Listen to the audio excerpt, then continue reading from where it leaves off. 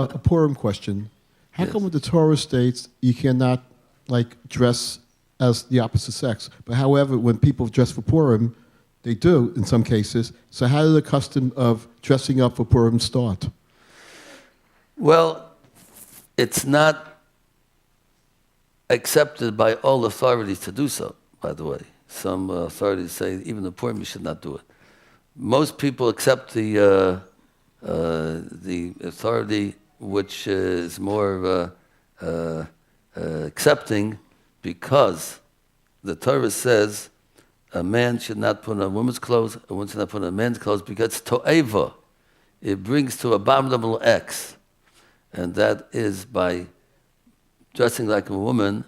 A man wants to go to make himself look like a woman and be with them, and then to have connection with them in a way that it's not permissible. He wants to just have a way to get to be with them. We have today, it's a law against it. It's a law of the land that you're not supposed to make yourself like a woman and a woman like a man, because they can, by doing that, they can mislead the women, think he's a woman, and then do things that get amongst them, or do things they shouldn't be doing. At the same time, a woman wants to be just like a man and be amongst the men, and then to get them to do things with her that are not permitted. So therefore, that's the main purpose of it. So therefore, we say on Purim, which people are just doing it for simcha, they're not doing it for any other reasons. It's just in order to make themselves happy and fool around on Purim to make a joke out of it. So therefore, that's not the theme of the Torah with saying to'eva.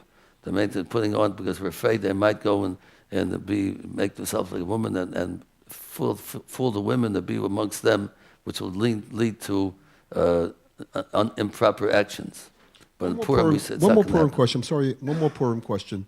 They tell you that you're allowed to get drunk, so you don't tell the difference between Mordecai and Haman. Right. Exactly. But who is going to stop people from overdoing it? Or are there responsible people there that will make sure that people don't overdo it? To want to make responsible the people themselves. Anybody who feels that he will not act properly by drinking is forbidden to drink. And that's, maybe some people make that mistake. But it's not a obligation to drink on Purim. It's a mitzvah for people who feel by drinking they'll make themselves happy and get into the Purim spirit. Anybody who cannot be sure that he'll act properly should not drink. And that's as simple as pie. Okay, thank you.